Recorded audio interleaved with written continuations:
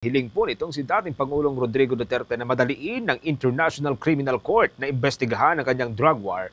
Nagsisilbi raw hong palaisipan para kay Senate President Escudero. Si VP Sara naman kinatigan ng panawagan ng ama na madaliin ang investigasyon. May update po dyan si Bombo JC Galvez.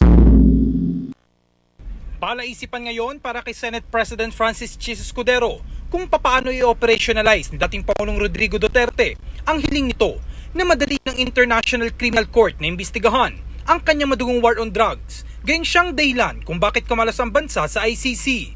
Kasunod na rin ito ng pahayag ni Duterte sa pagharap nito sa House Quad Committee hearing kung saan sinabi niyang bilisan na ng ICC na silipin ang kanyang war on drugs campaign at baka mamatay na siya at hindi na siya maimbestigahan.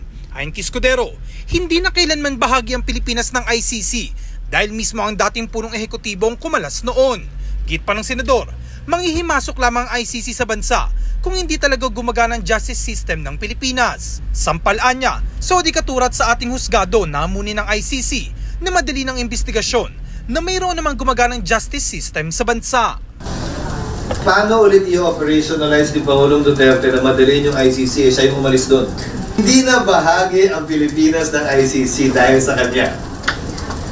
Tapos ngayon, papamadaliin niya yung ICC? Again, babalik yung tanong. Paano ngayon i-operationalize yan? Mas magandang tanongin siguro siya kung paano niya balak gawin yon. Kaya wala tayo doon dahil sa kanya eh. So paano niya ngayon pagsasabihan at papamadaliin yon? Samantala, kinatigan naman ni Vice President Sara Duterte ang panawagan ng kanyang ama na madali na ng ICC ang pag-imbestiga sa madugong war on drugs. Exactly as it is. Gusto niya na siguro na ipagsabay na yung investigation ng Quadcom sa EJK and ng ICC sa EJK para siguro magawa na, matapos na. Magugunit ang sinabi ni VP Sara na hindi na siya umasa pa na magiging patas ang pagdinig ng House Quad Committee hinggil sa madugong war on drugs na pinumunuan ng kanyang ama na si dating Pangulong Duterte. Malinaw anya na political persecution ang ginagawang pagsisiyasat sa kanyang ama.